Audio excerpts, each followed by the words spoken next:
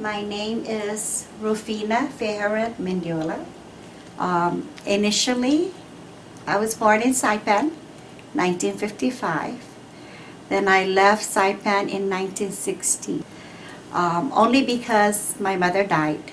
I was brought to Guam by my aunt. She's married to a military Navy man. You know, there's so many places that I grew up with throughout my life.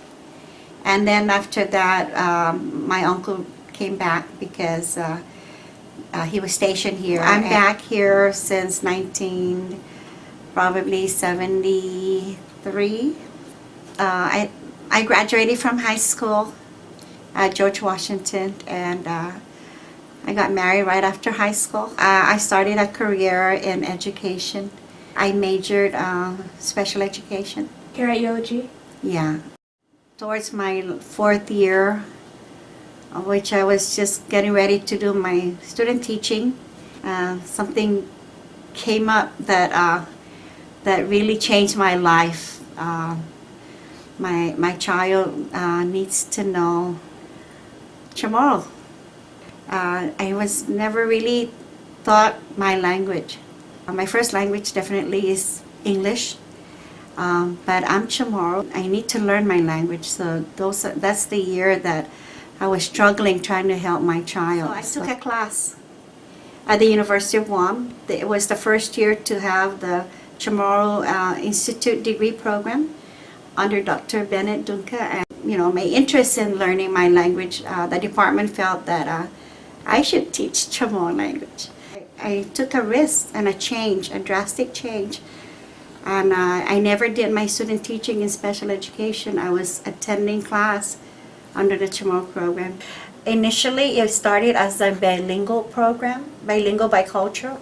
And not all the schools have that program, only certain schools in the island where regular teachers were teaching Chamorro. But these are teachers that are Chamorro, but they teach in English. So I was teaching Chamorro language without a degree. It was very hard. That was in the early 80s. I didn't have any curriculum guide to guide me. I first taught at Anderson Elementary, where the population of students, 95 to 96% military students. So it was okay because even if I probably make a mistake, they don't know.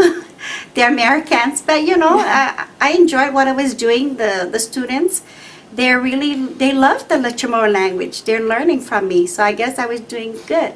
Then after that, in 1982, there was a program in the Guam Public School, Department of Education, which is called the Demonstration School. And that's at Carbolito Elementary. I was taken from my position at Anderson Elementary down to that school under the direction of Bill Paulino.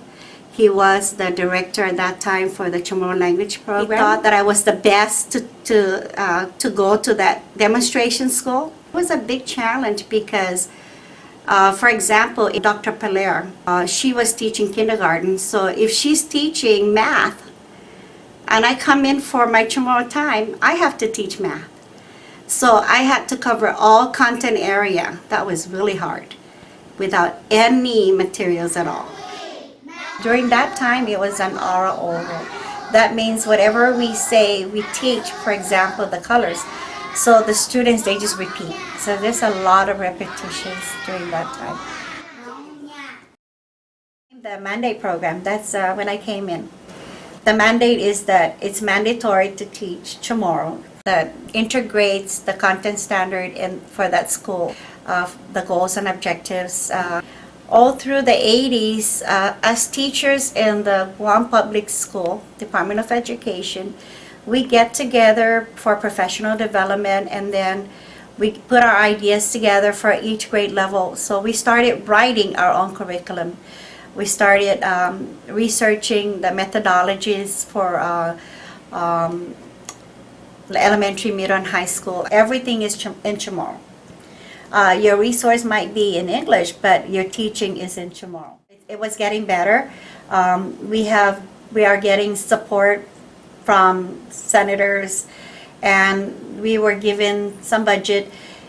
It's very important because it's a mandate program, and even the stakeholders, which are the people that are involved in the teaching of our language, has to make sure that we are supported. Years ago, when I first started, there was attitude, not only the children, the parents, but the children's attitude definitely is coming from the parents. Because, when they go home and they say, oh, I don't know this, I learned this in Chamorro, the parents might say, it's okay, it's only Chamorro. So the attitude, even their behavior, has really impacted our teaching. And then the Chamorro teachers are really singled out. A lot of people, especially the parents, don't understand that it's really hard to teach a language. And most importantly, what makes it harder was we had nothing. Teaching during those years have made me a better person, has made me learn how to deal with situation from nothing, and has made me have more passion in myself, my language, in general, just the teaching career. Remember, if you have nothing, I guess you just have to be that person to make a difference. Regardless of the situation, anybody can make something happen.